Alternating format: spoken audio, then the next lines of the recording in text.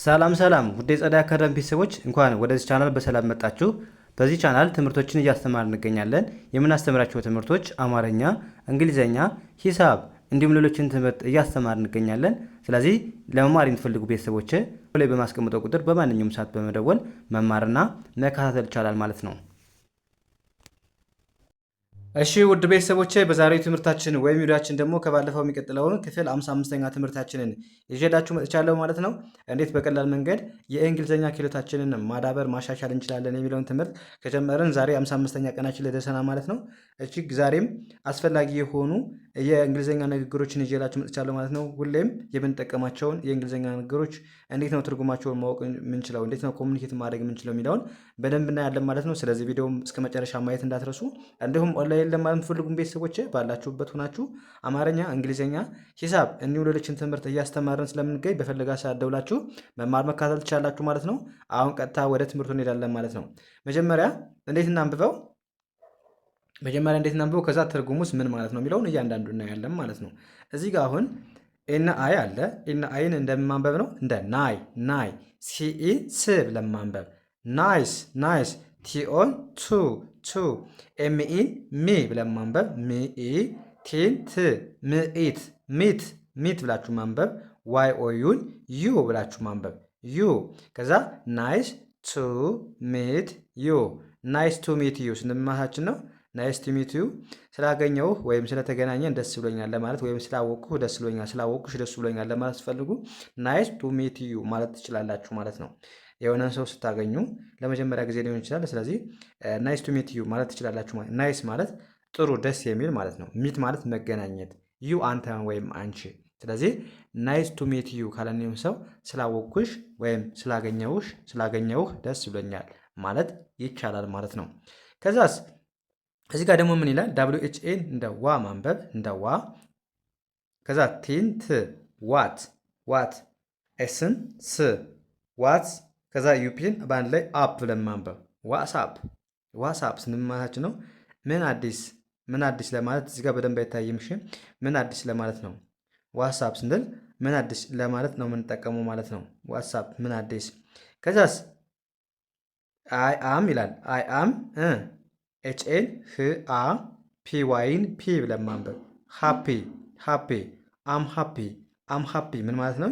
ደስተኛ ነኝ ወይም ደስ ብሎኛል ስትሉ አም ሃፒ ማለት ትችላላችሁ ማለት ነው። አም ሃፒ ማለት ደስተኛ፣ አም ስትሉ ደግሞ ነኝ እያላችሁ ነው። ስለዚህ አም ሃፒ ደስተኛ ነኝ።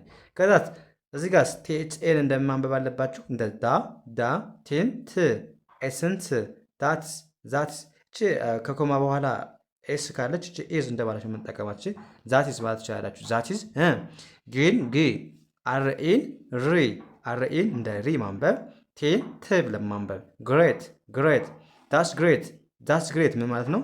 አሪፍ ነው ደስ የሚል ነው ለማለት ስትፈልጉ ምትላላችሁ ማለት ነው። ዳስ ግሬት ማለት ትችላላችሁ። ዳስ ስትሉ ያ እንደዚህ ነው እያላችሁ ነው። ግሬት ማለት ደግሞ በጣም ጥሩ በጣም አሪፍ ማለት ነው። ስለዚህ ዳስ ግሬት ጥሩ ነው አሪፍ ነው ብለን በቀላሉ መግለጽ ቻለን ማለት ነው። ከዛስ ምን ይላል? አይ አላችሁ ዩኤንን በአንድ ላይ አን ብላችሁ ማንበብ ዲኤን ደ ይቅርታ ዩኤንን አን ብላችሁ ማንበብ ዲኤን እንደ አርን ር ኤስን እንደ ስ ቲኤን እንደ ታ ኤንን እንደ ን ዲን እንደ ድ አንደርስታንድ አይ አንደርስታንድ ስትሉ ምንድን ነው? ተረዳውህ ወይም ገብቶኛል ስትሉ አይ አንደርስታንድ ማለት ትችላላችሁ። ገብቶኛል ወይም ተረድቻለሁ ለማለት ስትፈልጉ።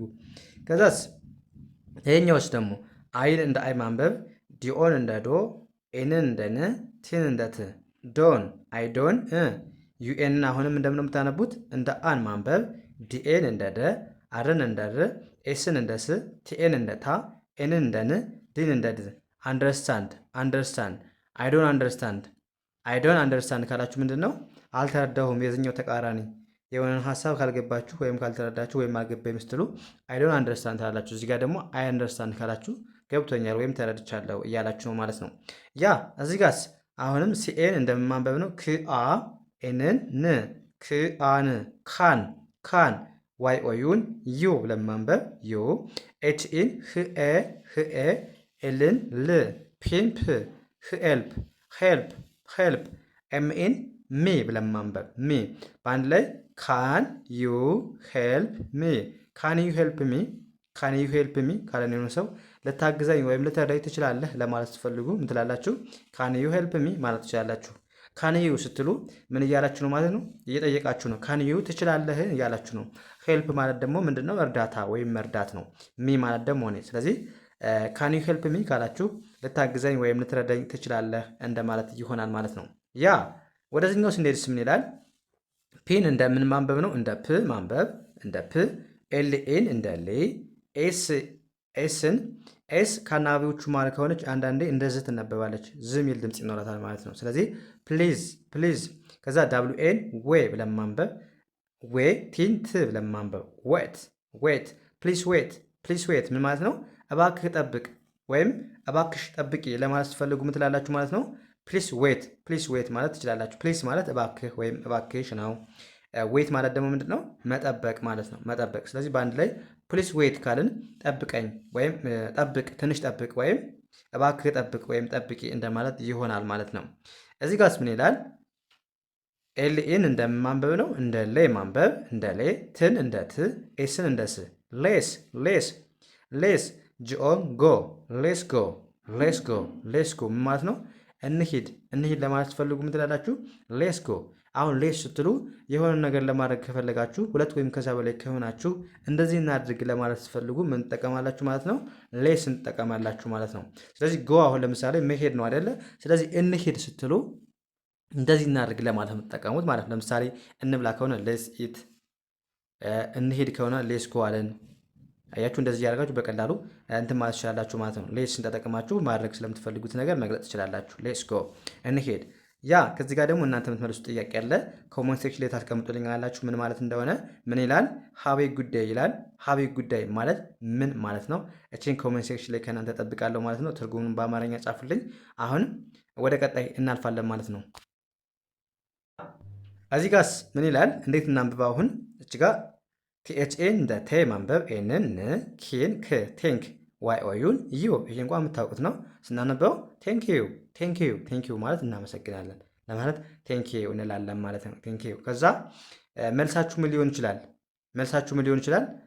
ዩ አር ዋይ ኦዩን ዩ ለማንበብ፣ አርኤን ር፣ ዩር ዩር ማለት ነው። ዩ አር ማለት ነው። በአንድ ላይ ዩ አር ች አር እንደማለት ነው የምጠቀማት ኮማ ስላለች ማለት ነው። ዩ አር ዳብሊው ኤን ዌ፣ ኤልኤን ኤልን እንደ ል፣ ሲኦን እንደ ካ፣ ኤምኤን ም ብለን ማንበብ በአንድ ላይ ዌልካም ዌልካም ብለን በአንድ ላይ ያነበብ። ዩር ዌልካም ማለት አሁን እዚህ ጋር ቀጥታ ከተረዳችሁት ደህና መጣህ፣ እንኳን ደህና መጣህ ወይም እንኳን ደህና መጣሽ ነው። ግን እዚህ ጋር ዩር ዌልካም ማለት ምን ማለት ነው?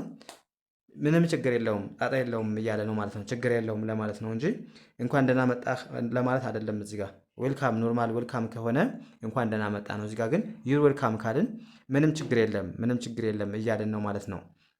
እዚህ ጋር በስተት ነው እንኳን ደህና መጣ ያልኩት ማለት ነው። ዩር ዌልካም ምንም አይደል ማለት ነው። ያ እዚህ ጋርስ ኤስኦን እንደማንበብ አለባችሁ። እንደ ሶ አርዋይን በአንድ ላይ ሪ ብለን ማንበብ። ሶሪ ሶሪ ሶሪ ማለት ምንድን ነው? እንደምታውቁት ይቅርታ ይቅርታ ስትሉ ምን ትላላችሁ? ሶሪ ትላላችሁ። ሶሪ ማለት ይቅርታ ወይም አዝናለሁ ለማለት ስትፈልጉ ሶሪ መጠቀም ትችላላችሁ ማለት ነው። ከዛስ መልሳችን ሊሆን ይችላል ቲኤችኤን ዳ ብለን ማንበብ። ቴን ቲኤችኤን ዳ፣ ትን ት፣ ኤስንስ ዳትስ ዛትስ፣ ኦን ኦ ብለን ማንበብ። ኬኤ ዋይን በአንድ ላይ ኬ ብለን ማንበብ። ዳስ ኦኬ ዳስ ኦኬ ምን ማለት ነው? ችግር የለውም ችግር የለውም ይቅርታ ላለን ሰው ችግር የለውም ምንም ማለት አይደለም ስትሉ ዳስ ኦኬ ማለት ትችላላችሁ። ዳስ ኦኬ ምንም ማለት አይደለም። ያ እዚህ ጋርስ ምን ይላል? ኤክስን በአንድ ላይ ኤክስ ብላችሁ ማንበብ። ኤክስ ሲዩን ኪው ብለን ማንበብ። ኤስኤን ድ ብለን ማንበብ። ስናነበው ኤክስኪውዝ ኤክስኪውዝ፣ ኤምኤን ሚ ብላችሁ ማንበብ። ኤክስኪውዝ ሚ ኤክስኪውዝ ሚ እባክህ ይቅርታ ይቅርታ ለማለት ከዚህኛው ጋር ተመሳሳይ ነው። ስለዚህ ኤክስኪውዝ ሚ ስትሉ ይቅርታ እያላችሁ ነው ማለት ነው። ይቅርታ ይቅርታ። ያ እዚህ ጋር ምን ይላል? ኤችኦን በአንድ ላይ ሀ ብለን ማንበብ። ሀ ዳብሊውን ው ብለን ማንበብ። ሃው ኤምዩን ማ ብለን ማንበብ። ሲኤችን ቺ ማች ማች። አይኤስን ኢዝ ብለን ማንበብ። አይቲን ኢት ብለን ማንበብ። ሃው ማች ኢዝ ኢት። ሃው ማች ኢዝ ኢት ካለን የሆነ ሰው ስንት ነው ምን ያህል ነው ለማለት ስትፈልጉ ሃው ማች ኢዝ ኢት የሆነ ገበያ ሄዳችሁ ዋጋ ስትጠይቁ ማለት ነው። ሃው ማች ስትሉ ምን ያህል፣ ኢዚት ማለት ነው። ይሄ ምን ያህል ነው ስትሉ ሃው ማች ኢዚት ማለት ትችላላችሁ ማለት ነው። ሃው ማች ኢዚት። ከዛ እሺ እዚህ ጋር ደግሞ አይቲን እንደማንበብ ነው እንደ ኢት ማንበብ፣ ኤስን እንደ ስ ኢትስ፣ ቪኢን ቬ፣ አርዋይን ሪ፣ ዋይን ይ ብለን ማንበብ ቬሪ ቬሪ፣ ኤክስን ኤክስ ብለን ማንበብ ፒኢን ፐ፣ ኤንን ን፣ ኤስአይን ሲ፣ ቪኢን ቭ። ኤክስፔንሲቭ ኤክስፔንሲቭ፣ ኢትስ ቬሪ ኤክስፔንሲቭ፣ ኢትስ ቬሪ ኤክስፔንሲቭ ምን ማለት ነው? በጣም ውድ ነው። በጣም ውድ ነው ለማለት ትፈልጉ ምን ትላላችሁ ማለት ነው? ኢትስ ቬሪ ኤክስፔንሲቭ ማለት ትችላላችሁ ማለት ኢትስ ቬሪ ኤክስፔንሲቭ። ቬሪ ማለት በጣም ኤክስፔንሲቭ ማለት ውድ ማለት ነው ለእቃዎቹ።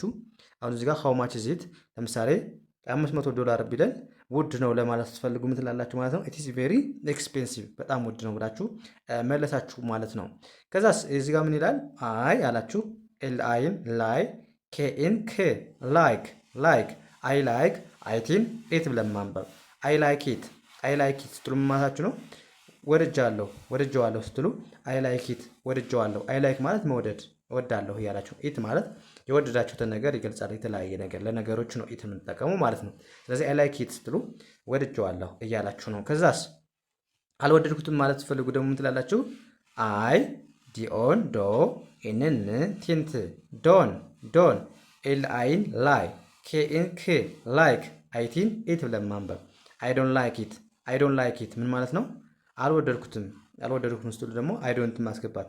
ዶንት ማለት ልክ እንደ ኖት አፍራሽ ነው አይደለም አይሆንም ለማለት ነው የምትጠቀሙት ማለት ነው። ስለዚህ አይ ዶንት ላይክ ኢት ካላችሁ አልወደውም ማለት ይሆናል ማለት ነው። እዚህ ጋር ደግሞ እናንተ የምትመልሱት ጥያቄ ያለ ኮሜንት ሴክሽን ላይ ያስቀምጡልኝ። ምን ይላል? ሲ ዩ ሱን ሲ ዩ ሱን ማለት ምን ማለት ነው? ኮሜንት ሴክሽን ላይ በአማርኛ ትርጉሙ ጻፉልኝ ማለት ነው። ስለዚህ በዚህ መልኩ እንደዚህ ከተለማመዳችሁ በእርግጠኝነት አሪፍ ለውጥ እንደሚኖራችሁ ምንም አልጠራጠርም ማለት ነው። ስለዚህ ሁሌም እንደምናላችሁ የምንለቃቸውን ቪዲዮዎች ሳትሰለቹ ከቀን አንድ ጀምራችሁ እስካሁን የለቀቅናቸውን ትምህርቶች ካያችሁ በእርግጠኝነት እነግራችኋለሁ አሪፍ ለውጥ እንደሚኖራችሁ ምንም አልጠራጠርም ማለት ነው። ስለዚህ የዛሬው ክላሳችን እዚህ ጋር እናበቃለን። ቀጣይ በሌላ ትምህርት እስከምንገናኝ መልካም ጊዜ ተመኘሁላችሁ። ሰናይ ጊዜ